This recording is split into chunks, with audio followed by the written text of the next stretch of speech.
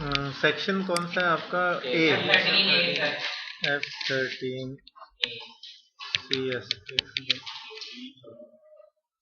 सी छोटा होना चाहिए।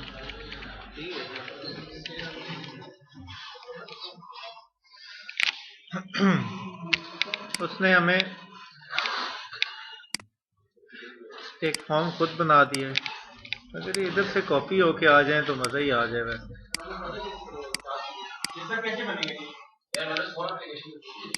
विंडोज, अच्छा यार मैं बना तो टूल्स ड्रॉप करने थे, अब ड्रॉप करते हैं बैठ के। अच्छा, सबसे पहले एक मेन्यू स्ट्रिप, इसमें मैं स्टैंडर्ड आइटम्स डाल रहा हूँ, लेकिन मैं बहुत से डिलीट कर रहा हूँ, मुझे ज़रूरत नहीं है। न्यू की भी ज़रूरत नहीं है। सेव एज, क्या चीज़? टूल्स में से डालेंगे, जितने चाहिए हमें टूल्स में से डालेंगे। अब ये हमारा आ गया, ठीक है। अच्छा, अब हमें सबसे पहला जो चाहिए वो हमें लेबल चाहिए और एक टेक्स्ट बॉक्स चाहिए। हम असल में बना ये रहे हैं कि हम एक स्टूडेंट की डिटेल्स लेंगे और उसको हम सेव करवाएंगे और उसको लोड करके देखेंगे। क्योंकि हमने अभी तक डेटाबेस कनेक्टिविटी नहीं पढ़ी है, तो हम किसी और फॉर्म में उसको सेव करवाएंगे। XML का नाम सुना होगा आपने। हमने C++ में ऑब्जेक्ट्स पूरे पूरे राइट करवाए थे फाइल के अंदर, लेकिन ऑब्जेक्ट्स जब आप पूरे पूरे राइट करवाते थे उसके फॉर्मेट फाइल IO वगैरह से तो नजर आ जाता था कि क्या टेक्स्ट राइट हुआ हुआ है। तो लेकिन अगर आप पूरा ऑब्जेक्ट बाइनरी में राइट करते थे तो वो आपको देख के नहीं बता सकते थे इसमें डाटा क्या है। तो मैं XML राइट करवाऊंगा और XML रीड करेंगे, आपको मैं दिखाऊंगा कि XML में कैसा डाटा सेव होता है।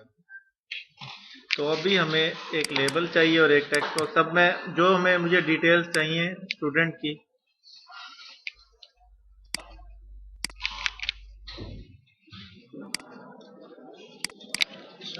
सबसे पहले नेम चाहिए, उसके बाद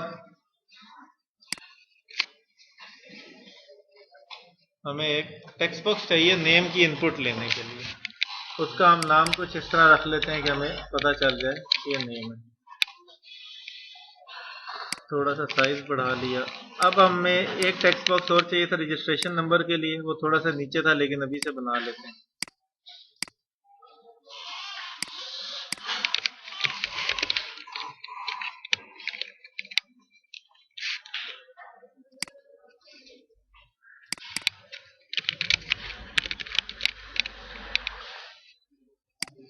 न्यूमेरिक अप डाउन ये पड़ा हुआ है।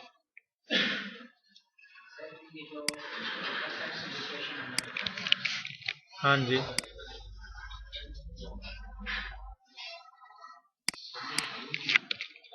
एज,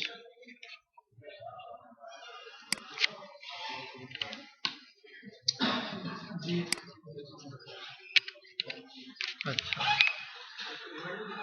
लिमिट, सारों को हम एक एक करके देखेंगे कि इसके अंदर हमने कैसे चीजें डालनी है। अभी मैं सिर्फ कंट्रोल ड्रॉप कर रहा हूँ। कम्बो बॉक्स चाहिए, वेब के अंदर इसको हम ड्रॉप डाउन कहते हैं।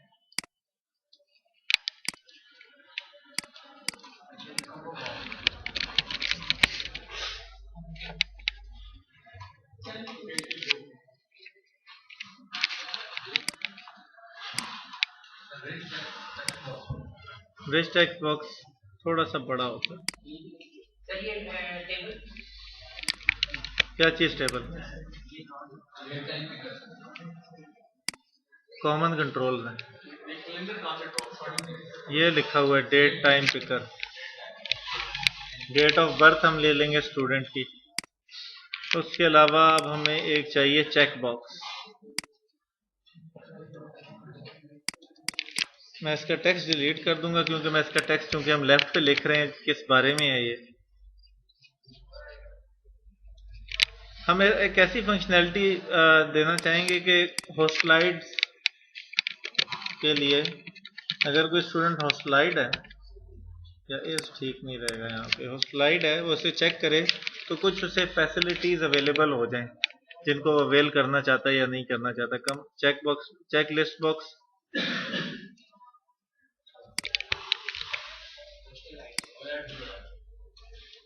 क्या हुआ स्पेलिंग गलत?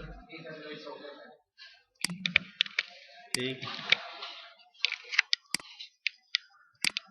हॉस्टल फैसिलिटीज़ आप ये कौन कौन सी अवेल करना चाहता है।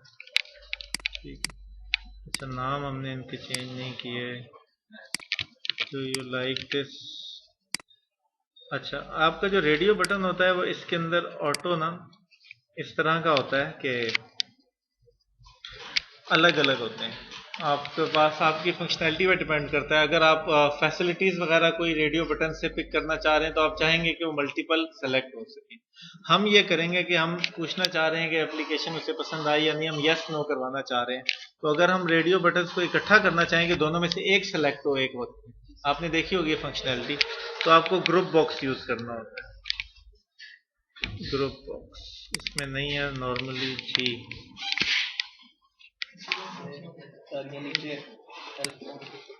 ठीक है, ग्रुप बॉक्स आ गया। अब इसके अंदर हम रेडियो बटन डाल देंगे।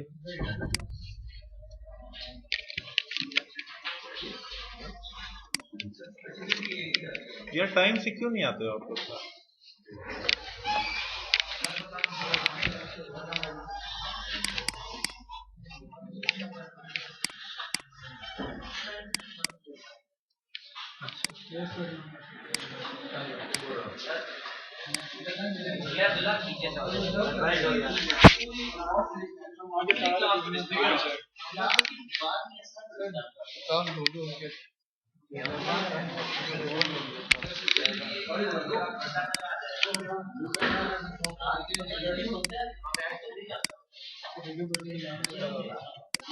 सबके नाम नहीं लिखे यार, सबके अभी चेंज कर।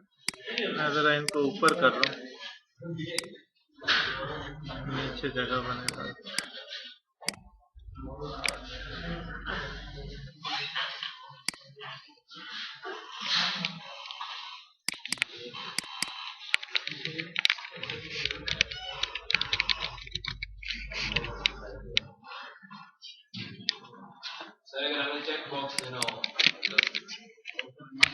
ये क्या है?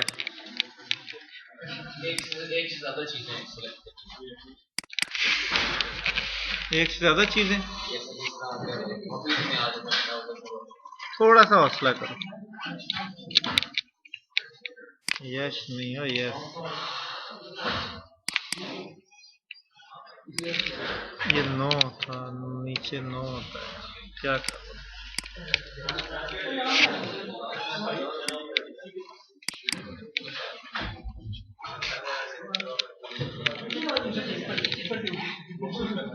यार आपके पहले जो आए थे वो कम आए और लेट ज्यादा आ रहे हैं। अगली दफा सारों की एब्सेंट लगाऊंगा इंशाल्लाह, मुझे याद दिलाना। पहले अटेंडेंस लेंगे। अच्छा, चेक लिस्ट बॉक्स हमारा इसके अंदर फैसिलिटी।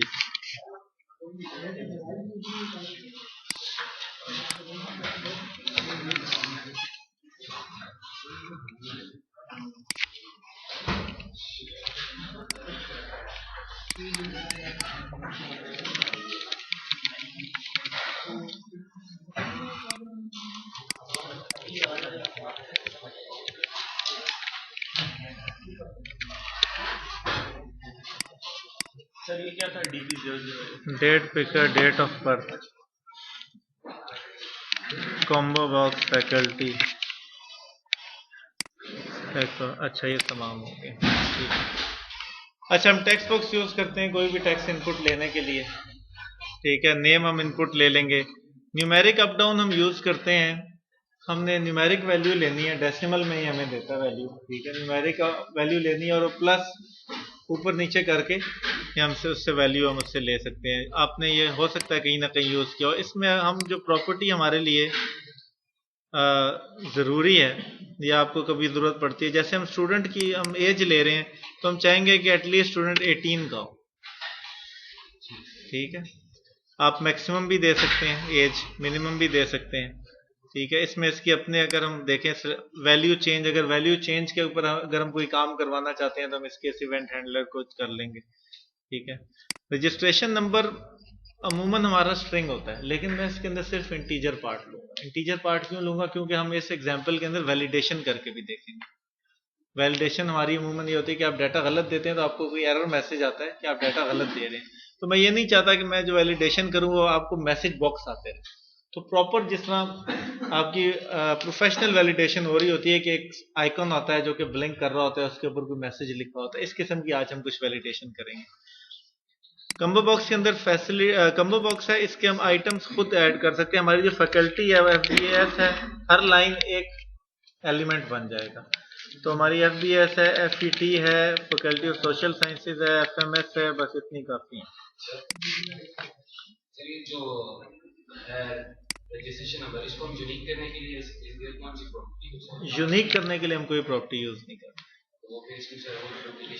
यूनिक हमारी जो लॉजिक है वो पीछे जब हम सेव कर रहे होते हैं वहां पे हम चेक करेंगे कि ये पहले से सेव हुआ है या नहीं हुआ।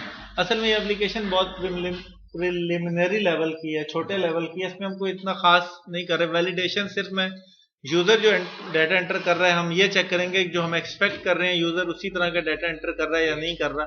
जो हमने लास्ट टाइम प्रॉब्लम देखा था कि इंटीजर के अंदर वो कुछ अल्फाबेट्स एंटर कर दे तो एक्सेप्शन आ जाती थी, तो हम बजाय इसके कि एक्सेप्शन हैंडलिंग में पूरा वो करें, हम यहीं पे इसको रोक देंगे, हमारा टाइम नहीं जाया होगा। चेकबॉक्स के अंदर अगर हम फैसिलिटीज यहीं से ऐड कर सकते हैं। फॉर एग्जांपल होस्टलाइट कौन है आप लोगों में से, क्या फैसिलिटीज होती हैं? लॉन्ड्री होती है, लॉन्ड्री की फैसिलिटी नहीं है, यहाँ नहीं है, इसका मतलब ये नहीं है हॉस्टल में नहीं होती। ठीक है, इंटरनेट होता है, सिगरेट फैसिलिटी नहीं है, वो यहाँ से नहीं मिलते और किसी आगे पीछे कहीं से भी नहीं मिलते। हमारे जमाने में मिल जाते थे, हमारे जमाने में ये सामने वाली दुकान से ही मिलते थे। अच्छे जमाने थे, ब्रांड बता देंगे अभी। और कोई फैसिलिटी है? सिगरेट क्या होता है? चलो टाइम आएगा तो बताएंगे आपको। कोई बंदा यार इसको सिगरेट पिलाए, से पता चले सिगरेट क्या होता है।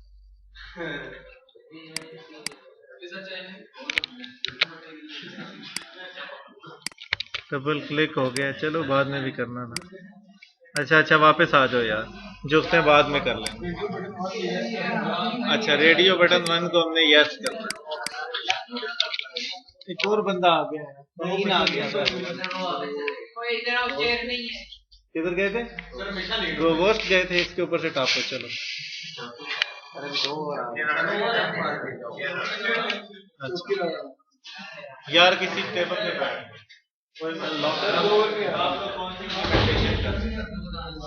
दो दाने जब आएंगे तब देखेंगे। अभी हमने देखे इसका व्यू बना लिया, ठीक है। अभी हमने इसके बैकएंड पे कोई कोड नहीं लिखा, सिर्फ हमने कंट्रोल ड्रॉप, हमने फंक्शनैलिटी ऐसी लिखनी है कि हमारे स्टूडेंट का डाटा किसी फाइल में स्टोर हो सके, उस पे हम जाएंगे बाद में, ठीक है। इसके डबल क्लिक पे हमने एक ये बना लिया। अब हम वैलिडेशन करना चाहते हैं, हम डाटा चेक करना चाहते हैं, हमने सिर्फ यहाँ से जाके एरर प्रोवाइडर को उठाना है और यहाँ पे ड्रॉप करना है। एरर प्रोवाइडर को फॉर्म के ऊपर ड्रॉप कर देना है। हमारे पास एक एरर प्रोवाइडर आ गया। अगर आप मल्टीपल यूज करना चाहते हैं तो अपना नाम चेंज कर दें, वरना उसकी भी जरूरत नहीं है। हम इसका नाम नहीं चेंज करते क्योंकि एक ही एरर, मल्टीपल भी एरर प्रोवाइडर्स आप यूज कर सकते हैं, ठीक है। तो सर ये एक ही एरर कैसे होता है या अभी आप देखेंगे कितने एरर्स के। आ जाओ नीचे से आ जाओ, कापो टाइम मत आएगा। चलो अच्छा, एरर प्रोवाइडर के ऊपर हम काम कैसे करते हैं? इसके डबल क्लिक के ऊपर हम सबसे पहले जहां पे भी हमने वैलिडेशन करनी है, हम एरर प्रोवाइडर के पहले वाले जो मैसेजेस हैं वो क्लियर कर देंगे, ठीक है। बहुत सिंपल सा, इसके अंदर अगर हमने पहले से कोई एरर्स डाले हुए हैं हम उसको क्लियर कर देंगे। उसके बाद हमने क्या करना है, हमने कोई भी इफ लगानी है। इफ हमारा txt name डॉट टेक्स्ट जो है, इधर आ जाओ। अच्छा, txt name डॉट टेक्स्ट जो है हमारा, अगर नल या एम्प्टी हो, हम एक फंक्शन यूज कर लेते हैं। वैसे तो डबल इक्वल टू हम एम्प्टी भी कर सकते हैं, लेकिन हम फंक्शन यूज कर लेते हैं इस नल और एम्प्टी का, ठीक है। अगर ये नल और एम्प्टी हो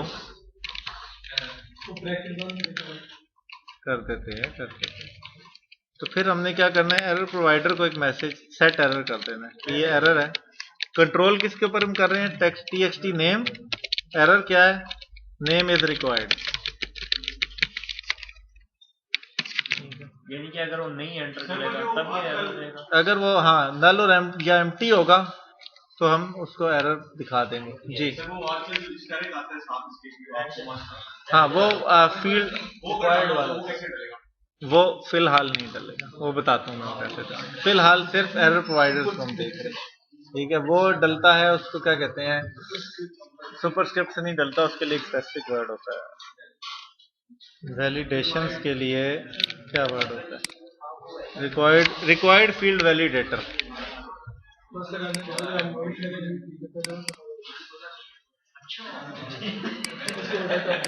अच्छा खैर उस पे हम बाद में आएंगे, देखेंगे। हम txt नेम को हम फोकस कर देते हैं। जब भी आपका कोई एरर आता है तो आपका फोकस उस पे चला जाता है, आपने देखा होगा। सिर्फ फोकस का आपने कॉल कर लेना है और रिटर्न लाजमी कर देना है कि वो नीचे ना जाए।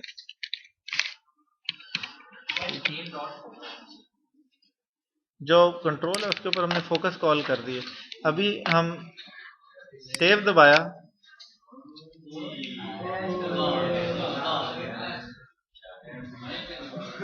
ठीक है, मजा आ गया। चलो अब बाकी वैलिडेशन भी करते हैं। बाकी वैलिडेशन मैंने लिख के रखी हुई हैं, कॉपी करने लगे। मैं सारी बताऊंगा यार, हौसला करो। इसका हमने नाम ही नहीं रखा माशाल्लाह, या कोई और रखा था।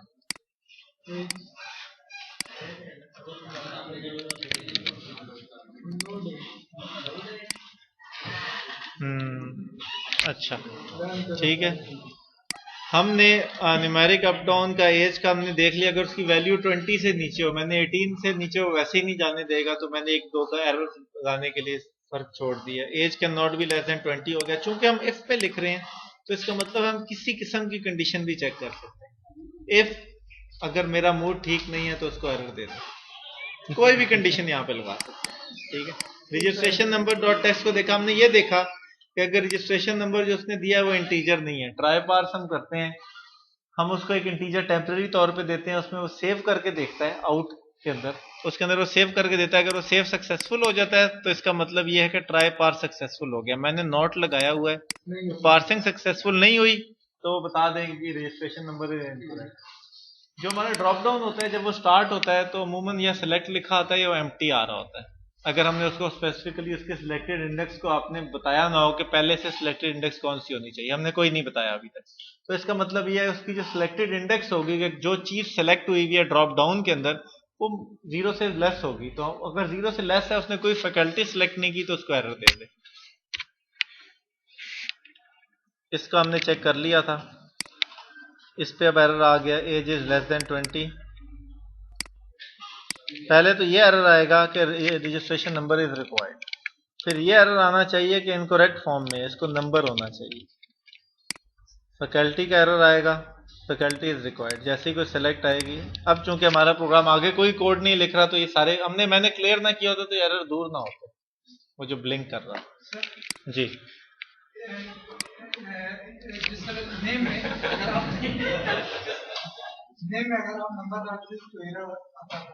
आप इस तरह ये करें कि बिल्कुल नंबर ना डाल सकें, बिल्कुल नंबर ना डाल सकें, ठीक है। जब वो रजिस्टर उसके लिए आपको रेज एक्स यूज करनी पड़ेगी। आप लोगों ने वो कोर्स पढ़ लिया थ्योरी ऑफ ऑटोमेटा का? उसके अंदर हम रेगुलर एक्सप्रेशंस पढ़ेंगे। आप लोग रेगुलर एक्सप्रेशंस के अंदर आप बताते हैं कि इस पैटर्न के ऊपर इसमें ये चीजें हैं या नहीं है, तो आप उससे चेक कर लेते हैं कि नंबर इसके अंदर मौजूद है या नहीं। डॉक्टर राशिद साहब से अल्हम्दुलिल्लाह मैंने आज तक नहीं पढ़ा।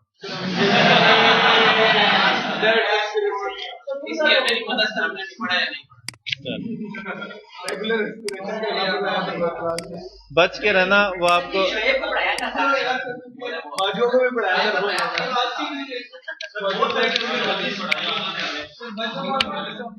बच के क्यों रहे? क्योंकि जब वो आए थे तो मैं यहां से पास आउट हो चुका। बच के आप लोग इसलिए रहे कि आपको आपके वालिदैन भी इतनी गंदी गालियां नहीं निकालेंगे जितनी वो निकालेंगे।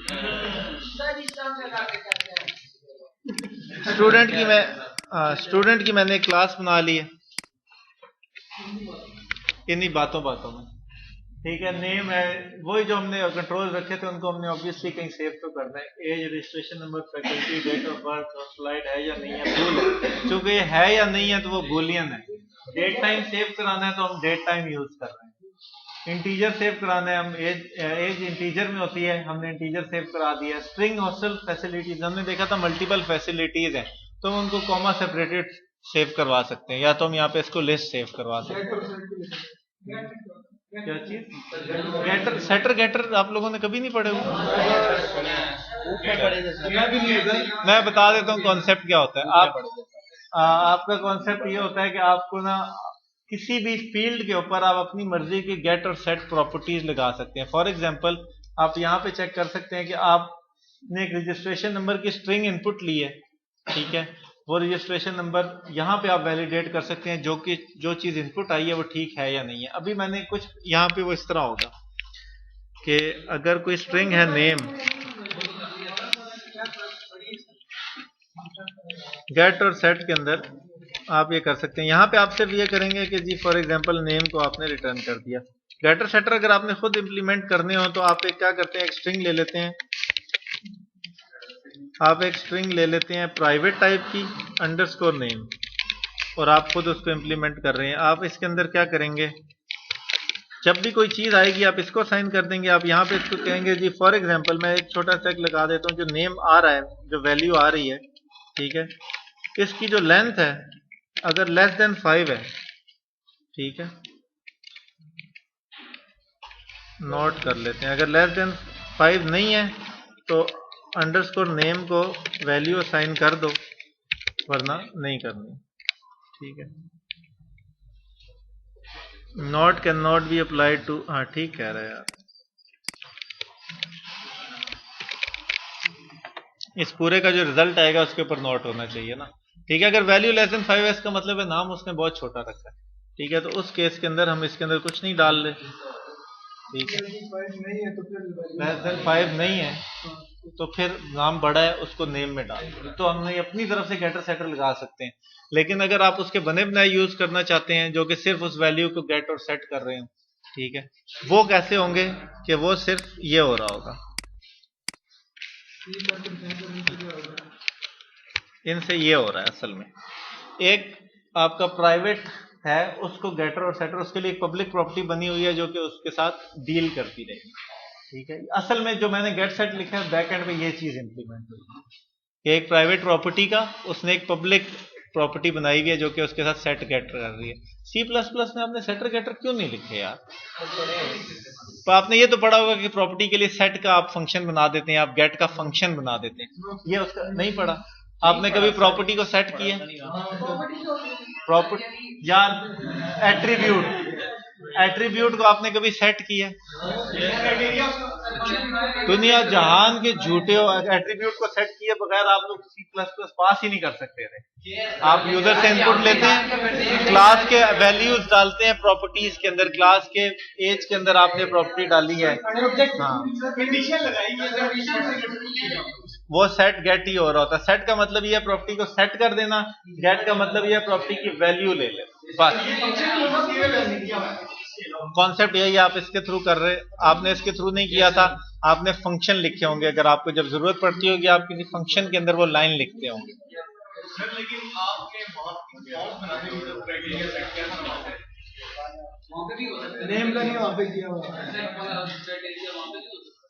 बिल्कुल हो सकता है, बिल्कुल हो सकता है। मुख्तलिफ देखें वो फॉर्म, ये जो कहते हैं सेटर गेटर है क्लासेज हैं, सिर्फ फॉर्म्स के लिए नहीं बनती है, कंसोल एप्लीकेशन के लिए बनती हैं, या आपकी WCF के लिए भी बनती हैं, मुख्तलिफ जगहों पे बनती हैं।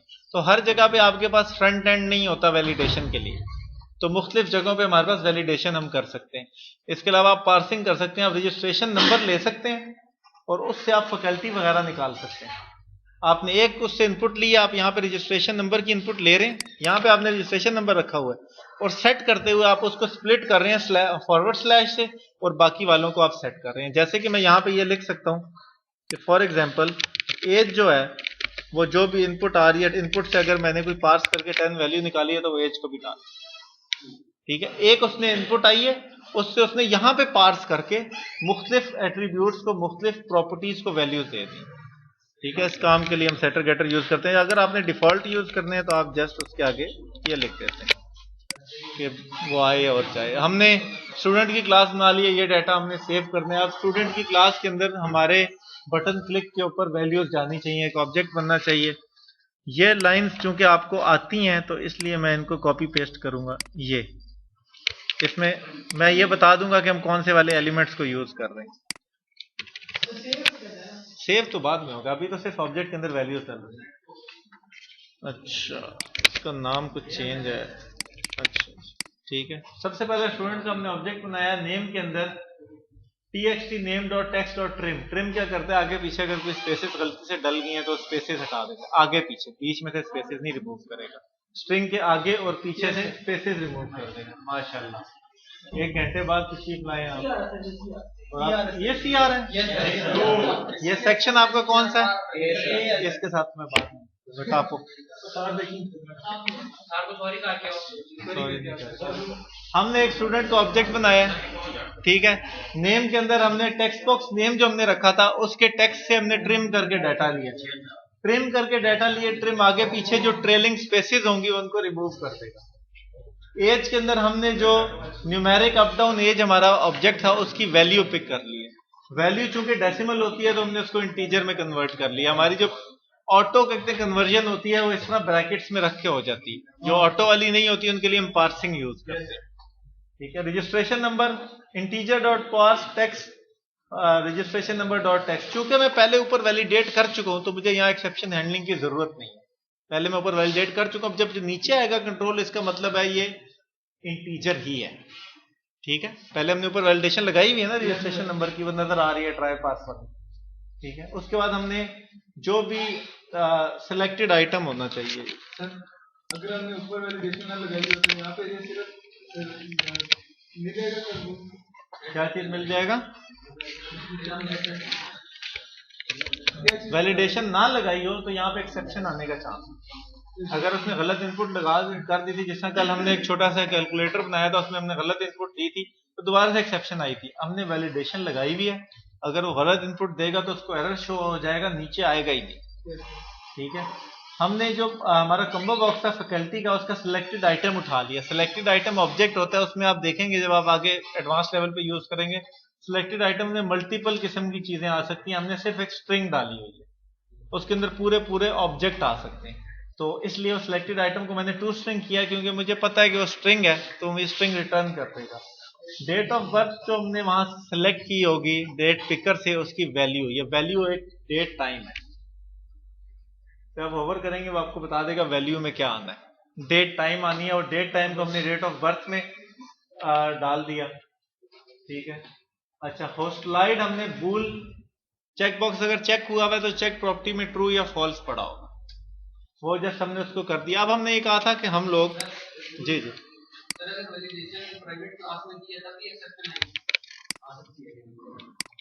एक्सेप्शन उधर से पहुंचने से पहले आ सकती है, जहां पे भी आपको गलत इनपुट आ रही है और उससे पहले आपने चेक नहीं की तो एक्सेप्शन आ सकती है।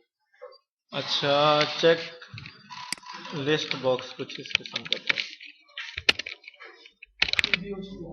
अच्छा, ये मैंने क्या किया हुआ, मैंने कहा हुआ कि होस्टलाइट जो है अगर वो ट्रू है तो फिर इसकी फैसिलिटीज को उसने चेक करना है।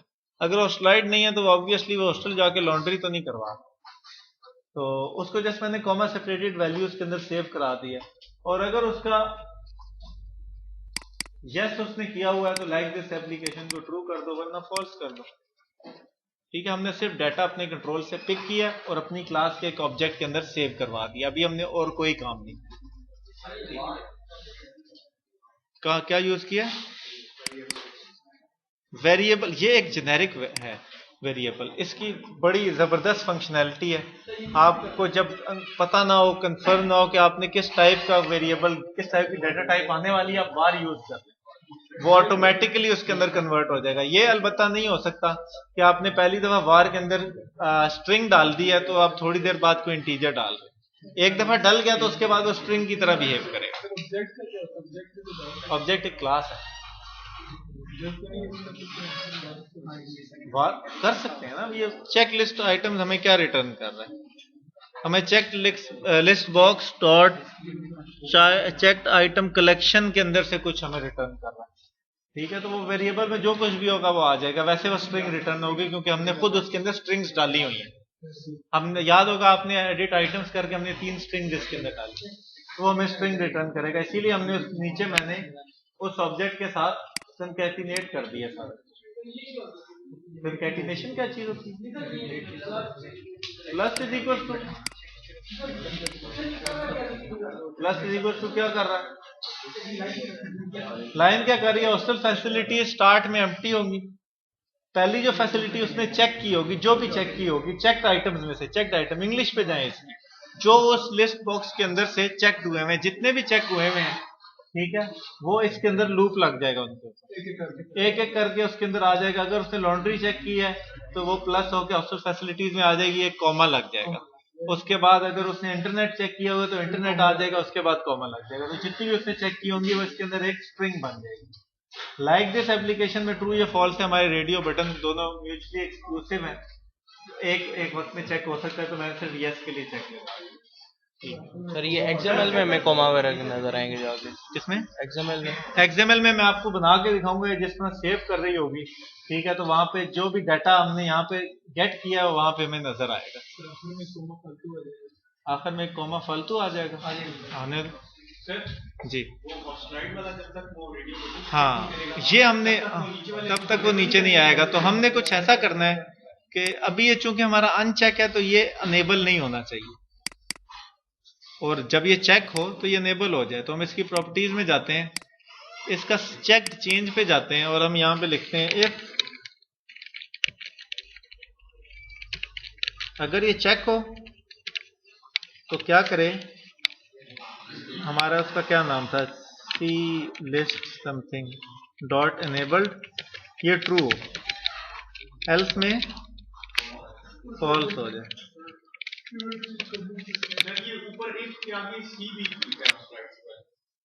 कहाँ पे लिखा हुआ? चेक बॉक्स है। अच्छा, अब हमने ये एक छोटी सी फैसिलिटी, सेमी कॉलन नहीं लगाया, लगा देते। अब हमने एक छोटी सी फैसिलिटी, जैसे ये देखें चेक हो रहा है, नीचे अनेबल हो रहा है।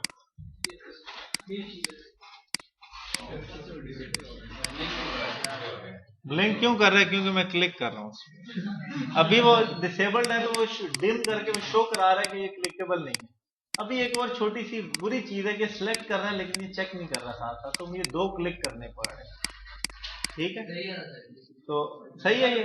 मेरे ख्याल में तो पहले क्लिक पे इसे चेक करना चाहिए और पहले क्लिक पे इसे अनचेक कर देना चाहिए। जिसमें भी ये सिलेक्टेड नहीं है तो ये चेक कर दे, सिलेक्ट ना करे। तो हम कुछ ऐसा करते हैं कि ये वाला मसला दूर हो जाए। इसकी प्रॉपर्टीज में देखते हैं कोई ऐसी चीज है, चेक ऑन क्लिक हमने ट्रू कर दी, और सिलेक्ट भी ना करे, कितना वो फ्री नहीं कराता, सिलेक्ट करता है। ठीक है, अच्छा, अब हमने इसको कुछ सेव करने वाला काम करना है। मैंने ये क्लास लिखी कहना तो ठीक नहीं होगा, उठाई है। ठीक है, जो क्या करती है आपके XML के अंदर सेव कर देती है। मैंने ये वाली क्लास इसलिए पिक की है, ये .NET की अपनी चीजें यूज कर रही है, कुछ भी थर्ड पार्टी नहीं है इसके अंदर। मैं आपको ये क्लास एक्सप्लेन करूंगा, इसलिए आपने परेशान नहीं होना। जो चीजें अंडरलाइन हो रही है, इनके रेफरेंसेस ऐड नहीं हुए, राइट क्लिक किया, रिजॉल्व किया, ये हो गया। अगर रिजॉल्व में नहीं आ रहे, इसका मतलब है आपके पास इसकी DLL रेफरेंस नहीं होगी, तो फिर हम DLL रेफरेंस करेंगे। क्या होता है DLL? क्या होता है? डायनामिक लिंक लाइब्रेरी होती है, ये DLL हैं जो रेफरेंसेस के अंदर पड़ी हुई हैं। वो ऐसे है जिस तरह आप लोग अपना कोड कंपाइल करके एक फॉर्म में रख देते हैं तो दूसरे प्रोजेक्ट्स उसको इस्तेमाल कर सकते, उसी कोड को इस्तेमाल कर सकते हैं। जैसे IOStream की लाइब्रेरी आपको अवेलेबल होती थी। ठीक है, इसके अंदर हम system.io को हमने लास्ट टाइम यूज किया था। ठीक है, और हमने क्या यूज किया, हमने system.io.directory यूज की थी, और इनुमरेशन वाला लिंक यूज किया था, XML.link उसकी होती है ये। अच्छा, अभी हमने कौन कौन सी चीजें ऐड की हैं? system.xml, system.xml.serialization, कि हमने सीरियलाइज करना है। सीरियलाइज करने का मतलब ये होता है कि आप डाटा को ऐसी फॉर्म में ले आते हैं कि आप उसको राइट कर सकते हैं, एक जिसे कहते हैं स्टेबल फॉर्म इसकी होती है कि इसके अंदर कोई नल वगैरह मौजूद नहीं होते। सीरियलाइजेबल, जब आप वर्ड कभी सुनेंगे सीरियलाइजेबल का, इसका मतलब ये है कि उसके अंदर प्रॉपर डाटा मौजूद है, कोई नल्स मौजूद नहीं है। आप आगे जाके देखेंगे ऐसी डाटा टाइप्स भी होती हैं जिसके अंदर नल आ सकता है, जैसे स्ट्रिंग नल हो सकती है, ठीक है। तो वो स्ट्रिंग नल को किस तरह सीरियलाइज करेगा वगैरह वगैरह, कभी आपको जरूरत पड़ी तो सीरियलाइज करना पड़ेगा। अभी हम क्या कर रहे हैं, टेम्पलेटिंग आपने पढ़ी थी, थोड़ी देर बाद याद आती है। टेम्पलेटिंग हमने पढ़ी थी, हम किसी ये टेम्पलेटिंग इसमें इसलिए इस्तेमाल की हुई है कि कोई भी हमें क्लास दे दी जाए, हम जस्ट उसको राइट कर देंगे एक्सएमएल में। हम सिर्फ ऑब्जेक्ट उसका ले रहे हैं और फाइल नेम ले रहे हैं कि किस फाइल में नाम से उसने राइट करना है। अगर ऑब्जेक्ट नल हो तो उसको रिटर्न कर दे, ये तो सिंपल है, कुछ भी ना करे। ऑब्जेक्ट नल हो तो कुछ राइट नहीं करना ना। एक्सएमएल डॉक्यूमेंट बनाएंगे हम क्लास उसकी, जैसे कि नाम बता रहे हैं, कुछ एक्सएमएल डॉक्यूमेंट के साथ काम करेगी। एक्सएमएल सीरियलाइजर का बनाया, ऑब्जेक्ट टाइप वो गेट कर रहा है, वो पता ये कर रहा है, गेट टाइप हमें ये बता देगा कि वो ये पता कर रहा है कि मैंने किस टाइप का चीज राइट करनी है। आपको फाइलिंग याद होगी, उसमें हम थोड़ा सा ना साइज का करते होते थे कि हमने कितना साइज राइट करना है, ठीक है। उसके लिए हम अगर एरे राइट कर रहे हैं तो एरे के अगर इंटीजर है तो इंटीजर की कितने लेंथ फाइंड करके कि कितना वो साइज ले रहा है, उसके साथ हम मल्टीप्लाई कर देते थे एरे के नंबर से। तो इसी तरह ये गेट कर रहा है कि हमने क्लास अगर मैंने एक राइट करनी है, ठीक है, री इंटरप्रेट कास्ट करता होता था और सेकंड पैरामीटर में हम साइज देते थे। इसके लिए हम कीवर्ड कौन सा यूज करते थे, साइज ऑफ यूज करते थे, हमें साइज बता देता था। तो ये हमें ये चेक कर रहा है कि हमने जो क्लास टाइप हम इसने राइट करनी है उसे पता होना चाहिए कि उसने कितना डाटा राइट करना है, ठीक है। उसने टाइप गेट कर ली है। मेमोरी स्ट्रीम, जिस हमारी आईओ स्ट्रीम होती थी, ये मेमोरी के लिए स्ट्रीम की क्लास है।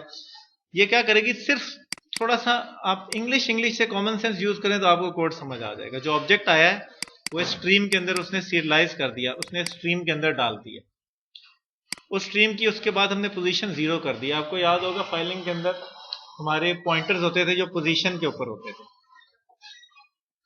पॉइंटर्स के नाम क्या होते थे, गेट पी और सेट पी। इस तरह हम पॉइंटर्स को सेट कर सकते थे। हम राइट कर रहे हैं एक फाइल के अंदर तो एक पॉइंटर आगे मौजूद है जहां पे राइट होना है, तो अब स्ट्रीम राइट कर रहे हैं। अब जब उसने राइट करके हुआ है तो जो आखिरी पोजीशन है वहां पे मौजूद है, तो हमने उसकी पोजीशन 0 कर दी है, वो पहले आ जाए, क्योंकि अब हमने उसको रीड करके आगे कहीं और राइट करना है। स्ट्रीम में तो हम ले आए हैं, स्ट्रीम में तो ये जो वाली लाइन है स्ट्रीम में ले आई है हमने। अब स्ट्रीम की पोजीशन 0 कर दी है। उसके बाद इसको हमने एक्सएमएल डॉक्यूमेंट में लोड कर दिया। जो कुछ भी उसके अंदर पड़ा था वो हमने डॉक्यूमेंट के ऑब्जेक्ट के अंदर लोड कर दिया। अभी भी एक स्टेप रहता है, अभी भी हमारी मेमोरी में मौजूद है, हमारी फाइल तक नहीं पहुंचा। एक एक्सएमएल डॉक्यूमेंट की फॉर्म में तो ये आ गया है, लेकिन अब हमने उस फाइल नेम के अंदर जस्ट उसको सेव कर दिया। एक्सएमएल डॉक्यूमेंट हमने बना लिया, अब हमने उसको सेव कर देना, ठीक है। ये आपको काम याद रखने की कोई जरूरत नहीं, मैं जैसे एक्सप्लेन इसलिए कर रहा हूं कि हम यूज कर रहे हैं। मैंने भी इससे पहले कभी एक्सएमएल डॉक्यूमेंट सेव नहीं किए, ऑटोमेटिकली फाइल क्रिएट करेगा। अगर होगी तो ओवरराइट कर देगा, ठीक है, ऑटोमेटिकली फाइल क्रिएट करेगा। इसी तरह इसका रीड है डीसीरियलाइज के नाम से, उसमें वो चूंकि हम अभी देखेंगे कि एक्सएमएल स्ट्रिंग की फॉर्म में होती है, तो हम अब स्ट्रिंग लेंगे। लोड किया उसने स्ट्रिंग ली और उस स्ट्रिंग के अंदर से उसको वो दोबारा डीसीरियलाइज कर देगा। बने बनाए फंक्शन है। जिसमें आप लोगों ने ये तरद्दुद नहीं किया था जानने का कि फाइलिंग के अंदर एक्चुअली कोड क्या लिखा हुआ है, सिर्फ फंक्शंस यूज किए थे, इसमें भी सिर्फ फंक्शंस यूज करने होते हैं। एक फंक्शनैलिटी है जो आपके लिए इंप्लीमेंट करके आपको प्रोवाइड कर दी गई, आपने उसको इस्तेमाल करना है, ठीक है। जहां कहीं पे आपको कोई चीज समझ नहीं आती तो आप उसको कहते हैं MSDN के अंदर देख सकते हैं, या गूगल करके स्टैक ओवरफ्लो से या मुख्तलिफ साइट से आपको उसकी हेल्प मिल जाती है। जैसे कि मैंने लास्ट क्लास में कहा था कि इसके अंदर इतनी क्लासेस हैं और इतना काम हुआ हुआ है आपके लिए पहले से कि आपको अमूमन कुछ एक्स्ट्रा करने की या सोचने की, फंसने की जरूरत नहीं पड़ती। आपको जो प्रॉब्लम आया होगा ना, वो पहले कम से कम एक बंदे को आया होगा और उसने किसी से सोल्यूशन पूछा होगा जो पढ़ा होगा। और अगर आपको ऐसा प्रॉब्लम आ गया जो पहले कभी किसी को नहीं आया, आप स्टैक ओवरफ्लो के ऊपर जाएं, वहां जाके क्वेश्चन क्रिएट करें, लोग आपको जवाब देते हैं। जो एक्सपीरियंस लोग होते हैं वो जवाब देते हैं। और मैंने खुद कई दफा ऐसा हुआ है कि मुझे प्रॉब्लम ऐसे आए हैं, मैं अमराको में काम कर रहा था जिसमें पाकिस्तान में कोई काम नहीं करता, एक CMS है फजूल सा, जॉब थी, करना पड़ता, तो वो किया तो मुझे उसमें से एक चीज बिल्कुल नहीं समझ आ रही थी, कोई हेल्प नहीं मेरी थी। मैंने वहां जाके सवाल लिखा, एक दिन के अंदर अंदर लोगों ने मुझे उसके सोल्यूशंस दे दिए थे कि आप इस तरह कर लें या इस तरह ट्राई कर लें, इस तरह ट्राई, ठीक है। वो इंग्लिश में था।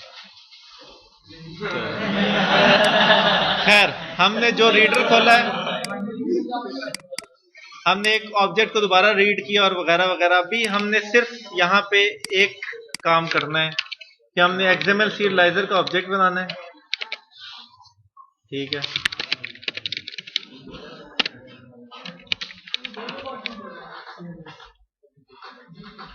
क्या 2 दफा चुनना है वो? कहाँ पे राइट हुआ, कहाँ पे सेव हुआ है? ये हमारे स्टूडेंट को ऑब्जेक्ट अब कहीं सेव तो कराना है। वो तो सिर्फ एक क्लास है जो किसी भी ऑब्जेक्ट को लेके सेव कराती है या दोबारा रीड करती है। उस क्लास को कॉल तो करना पड़ेगा ना। हमने क्लास का ऑब्जेक्ट बनाया, उसके बाद हमने क्या किया है, हम serialize ऑब्जेक्ट कर रहे हैं। टेम्पलेटिंग के सिंटैक्स के मुताबिक हम उसे बताएंगे कि किस टाइप का कॉल जा रही है। पूरी क्लास तो नहीं, पूरा ऑब्जेक्ट सेव करवा सकते हैं।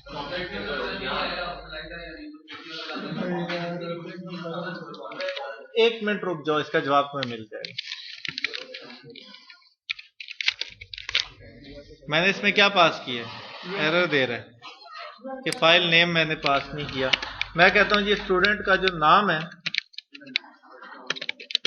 वो फाइल नेम बन जाए। XML एक्सटेंशन होती है ये, चल एक्सटेंशन के बगैर सेव करके देते हैं क्या करता है, XML खुद डालेगा या नहीं डालेगा। अब मैंने ये पूरा ऑब्जेक्ट दिया है, इस ऑब्जेक्ट में मैं इस तमाम डिटेल्स पहले डाल चुका हूं। ठीक है, नेम हमने दे दिया। अच्छा, एज बहुत सारी है। ये हमने टैब इंडेक्स गलत हुई है, देखें कैसे बिहेव कर रहा है। हमने पढ़ा था टैब इंडेक्स को कैसे ठीक करते हैं, नहीं पढ़ा? टैब इंडेक्स होता क्या? चलो भी ठीक कर देते हैं। आपने देखा कि मैं ये टैब कर रहा हूं, बजाय इसके कि अपने अगले पे जाए, ये एक डिफरेंट पे जा रहा है। ठीक है, तो अब इस प्रॉब्लम को हम कैसे ठीक करेंगे? यार बहुत पीछे जाना पड़ेगा, यहीं कहीं कर देते हैं। अच्छा, जैसे हमने इसको चेक किया, 2 को हमने चेक कर लिया, यस नो म्यूचुअली एक्सक्लूसिव है, एक चेक होता है, दूसरा खत्म हो जाता है। अब मैं यहाँ पे सेव करता हूँ इसको, तो इसे मेरे नाम की एक फाइल क्रिएट कर देनी चाहिए जिस फोल्डर में ये मौजूद है। मैंने कोई मैसेज नहीं शो कराया, मैसेज शो करवाना चाहिए था। यही वाला है सेव, इसने ये फाइल शो करवा दिया, लेकिन चूंकि हमने इसकी कोई एक्सटेंशन नहीं दी थी तो एक्सटेंशन नहीं दे रहा। लेकिन नोटपैड प्लस प्लस गलत फाइल को खोल लिया मैंने। नोटपैड प्लस प्लस हमें ये खोल के दिखा दे। तमाम डिटेल्स हमारे पास रीडेबल फॉर्म में।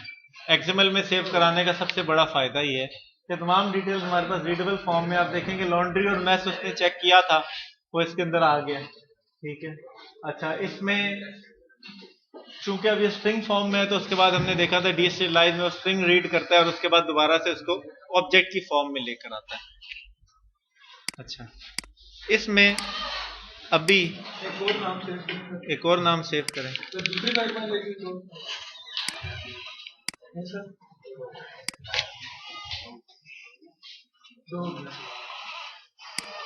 दो हो गई।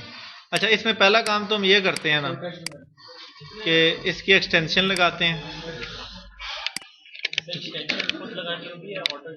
अभी हमने देखा है ना, ऑटो जनरेट नहीं हो रही। टैब इंडेक्स रह गया। टैब इंडेक्स रह गया। टैब इंडेक्स क्या चीज होती है? ये सिर्फ एक प्रॉपर्टी है। टैब इंडेक्स ये रही। हम चाहते हैं कि सबसे पहला टैब इसके ऊपर आए, दूसरा इसके ऊपर आए, तीसरा इसके ऊपर आए, चौथा इस पे आए, पांचवा इस पे आए, जैसे छठा हम खुद अपनी सेट कर सकते हैं, छठा, सातवां,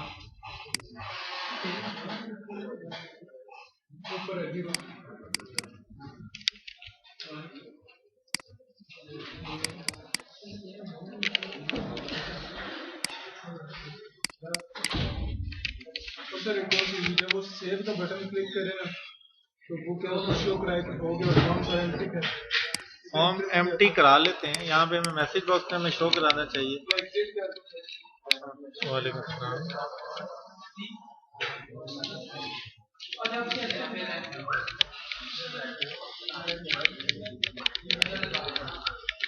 आगे आप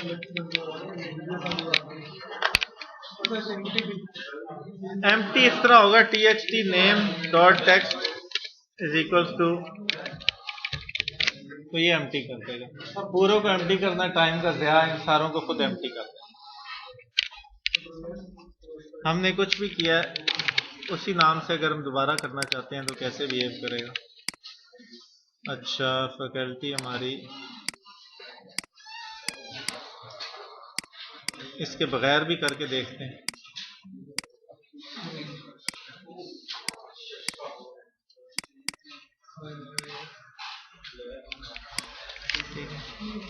उसने जो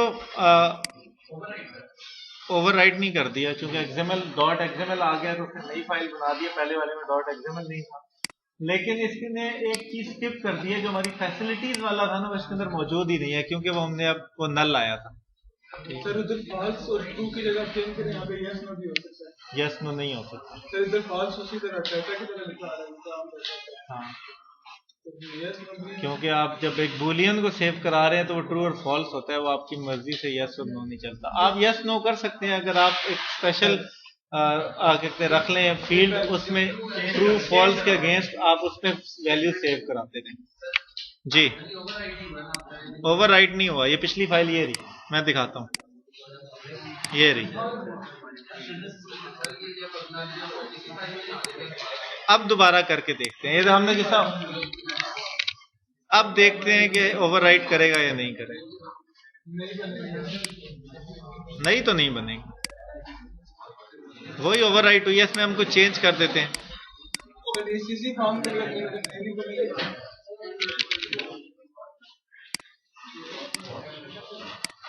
एक फॉर्म सिर्फ एक ही फाइल में नहीं, वो फॉर्म तो उसी तरह चल रहा है। अब देखें, अब ओवरराइट हुई है, वही फाइल है। हाँ, ओवरराइट ही होनी है, मैं ये कहता, पहले असल में एक्सटेंशन नहीं थी तो इसलिए ओवरराइट नहीं हो रही थी। सर अगर आपने दो स्टूडेंट को डेटा स्टोर करना है, किसका?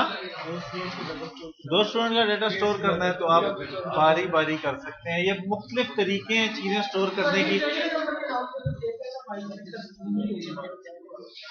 ठीक है, इन चीजों को बेहतर किया जा सकता है। मेरा सिर्फ इसको कराने का मकसद ये था कि आपको कंट्रोल से गो थ्रू करा, बातें नहीं करें यार।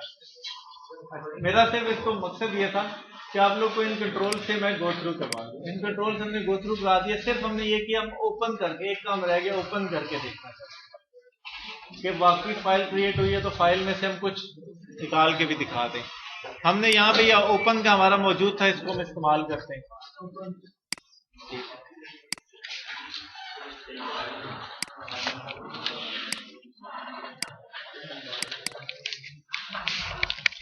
अब ओपन करने के लिए सबसे पहले तो उससे कुछ हमसे इनपुट लेनी चाहिए, ठीक है। ओपन इनपुट के लिए अब हम एक फॉर्म बनाते हैं जो कि सिर्फ हमें मैसेज बॉक्स में इनपुट नहीं आ सकती, वो मैसेज बॉक्स है, उसका काम मैसेज दिखाना है, ठीक है। हम एक इनपुट लेने के लिए एक छोटा सा फॉर्म बनाते हैं जो कि उसी टाइम खुलेगा, इनपुट लेगा और बंद हो जाएगा, ठीक है। आपने देखा होगा कि आप मुख्तलिफ काम कर रहे होते हैं, एक छोटा डायलॉग बॉक्स सा खुलता है, आपसे इनपुट लेता है और बंद हो जाता है और पीछे वाली चीजें अपडेट हो जाती है। डायरेक्टरी भी ओपन होता है, बिल्ट इन फंक्शन नहीं था, बिल्ट इन मेन्यू था, फंक्शनैलिटी हमने इंप्लीमेंट करनी है। अब हमारे पास ये है कि हम फाइल करना चाहते हैं, ठीक है। मैं असल में ये चाहता हूं कि आप लोगों को एक फॉर्म और खोलना दिखा, एक फॉर्म से दूसरा फॉर्म किस तरह करता है, ठीक है। सर्च फॉर्म कह सकते हैं उसको, जरूरी नहीं है वैसे। इसको अब हम क्या करते हैं, सोल्यूशन एक्सप्लोरर में राइट क्लिक किया, ऐड न्यू विंडोज फॉर्म, ये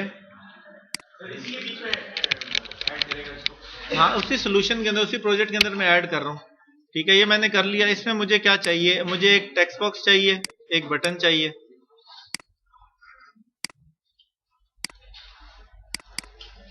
एक मैंने फॉर एग्जांपल लेबल रख लिया जो ये कहेगा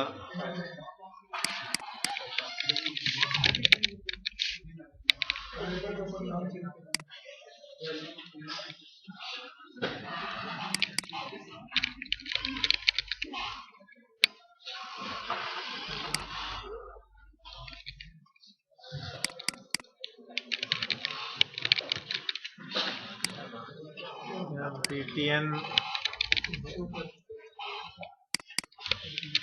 लोड थोड़ा मुनासिब रहेगा।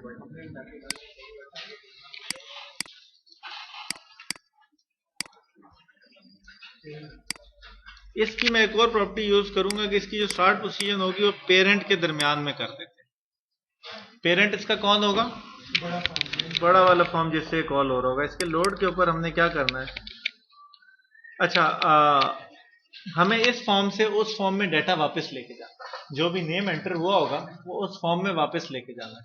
ठीक है, अभी मैं सिर्फ आपको वहां से इसको खोल के दिखाता हूं, उसके डाटा वापस ले जाने वाला कोड। उसके बाद यहां से हम सिर्फ क्या करेंगे, इसका नाम लिखा हमने,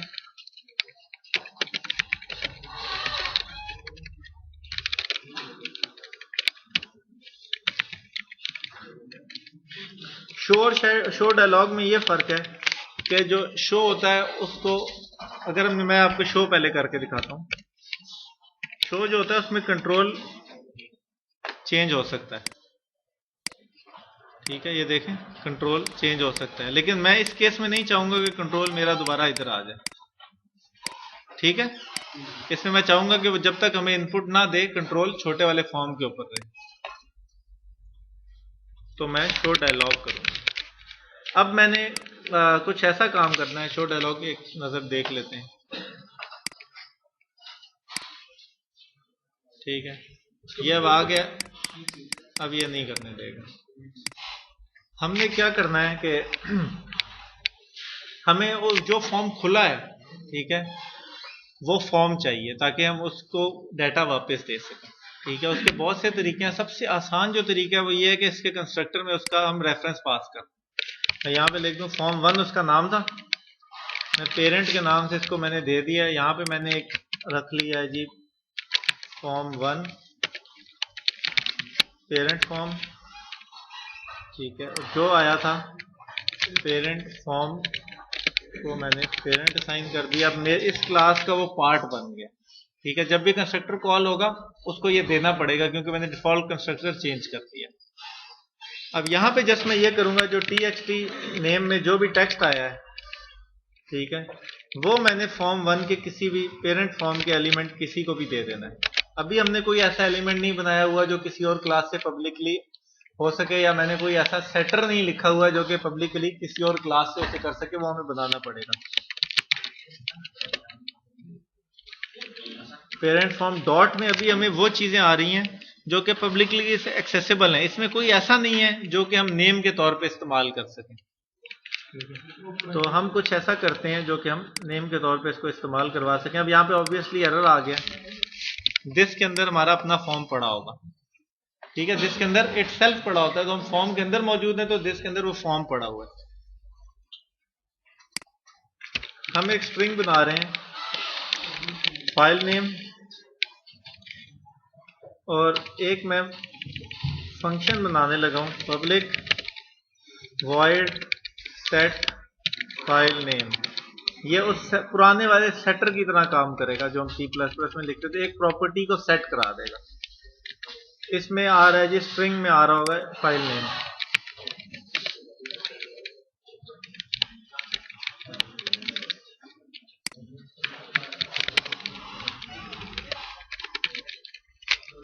सिर्फ इसने सेटर मैंने लिख दिया। अब जहां पे मैं सिर्फ इसके ऊपर ये कॉल कर लूंगा,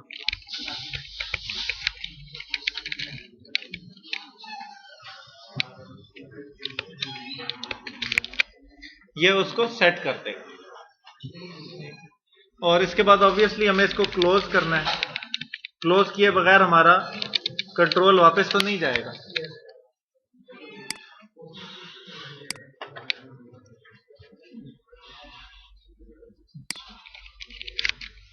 हमने दोबारा लोड करना है इसको। हमारा जो फाइल नेम है, अब चूंकि हमने डीसीरियलाइज करना है, फंक्शन चेंज है,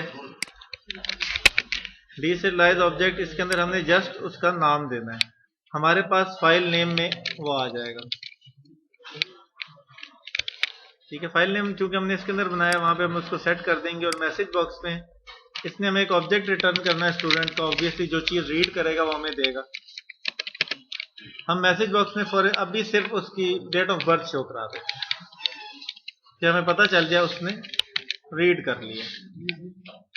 ये std dot date of birth dot, चूंकि ये डेट टाइम है तो डायरेक्ट प्रिंट नहीं हो सकता, मैं इसकी सिर्फ डेट स्ट्रिंग निकाल दूँ।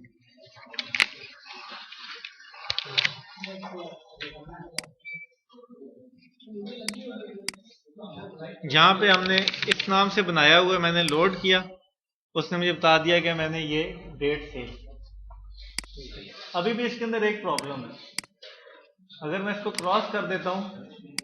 अच्छा, पहला प्रॉब्लम तो ये है कि हमने फाइल नेम को दोबारा एम्प्टी नहीं किया, तो वो अगली दफा उसी तरह यूज हो रहा है,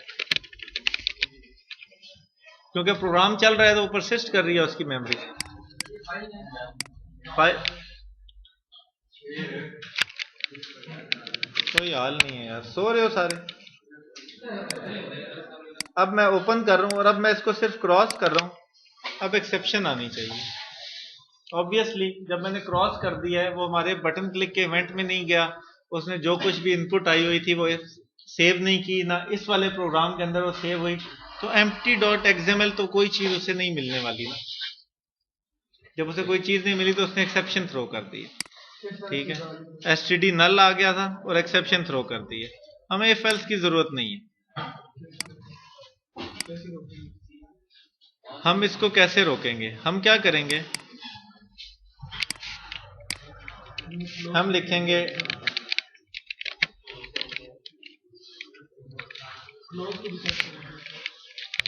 हम इस केस के अंदर उसको बता देंगे कि हमने रिजल्ट ओके कर दिया, कि रिजल्ट ठीक है। इसके अलावा और वहां पे हम चेक कर लेंगे, अगर आप इस फंक्शन के ऊपर गौर करें तो हमें क्या रिटर्न करता है। कहां गया ये हमें एक डायलॉग रिजल्ट रिटर्न कर रहा है।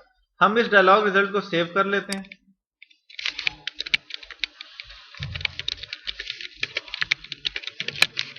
अब हम इस डायलॉग रिजल्ट के ऊपर इफ लगा लेते हैं। हमने क्या रखा था, ओके वाला केस। अगर ओके वाला केस है तो इसका मतलब है उसने फाइल नेम हमें दिया है।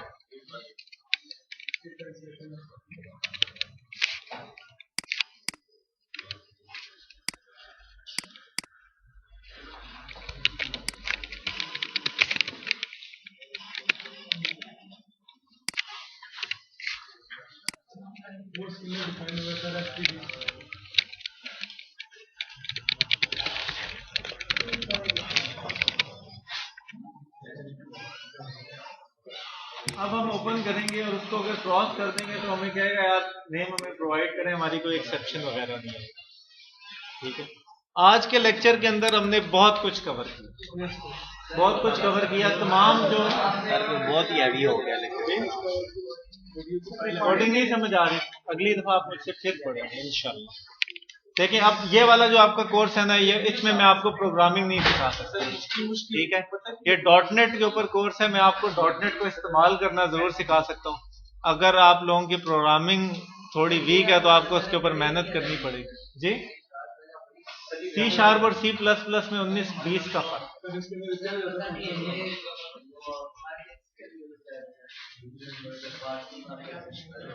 पार्सिंग का कॉन्सेप्ट आपको पता होना चाहिए। अगर आपको पार्सिंग का कॉन्सेप्ट पता है तो डॉट पार्स से आपको इंग्लिश पढ़ के पता चल जाता है कि किस चीज को। ठीक है, तुम्हें नहीं देते, तो लोगों ने कहा मैंने एक ड्रॉप बॉक्स से फोल्डर बना दिया जो कि मैं शेयर कर दूंगा। ठीक है, और उसमें से जो भी नई वीडियो या जो भी नया प्रोजेक्ट होगा आप उसमें से पिक कर लीजिए। ठीक है, मैं आपको फोल्डर लिंक शेयर कर। हाँ, हाँ, मैं आपके ग्रुप में नहीं आया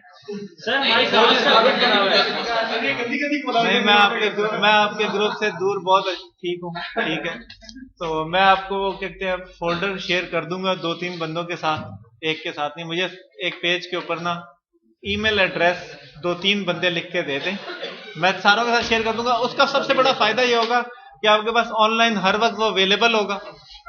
ठीक है, उसके अंदर जब भी कोई नई चीज ली है वो मैं उस फोल्डर के अंदर डालूंगा। अच्छा, सारी क्लास ईमेल दे, मुझे 2-3 ईमेल दे दें तो बस।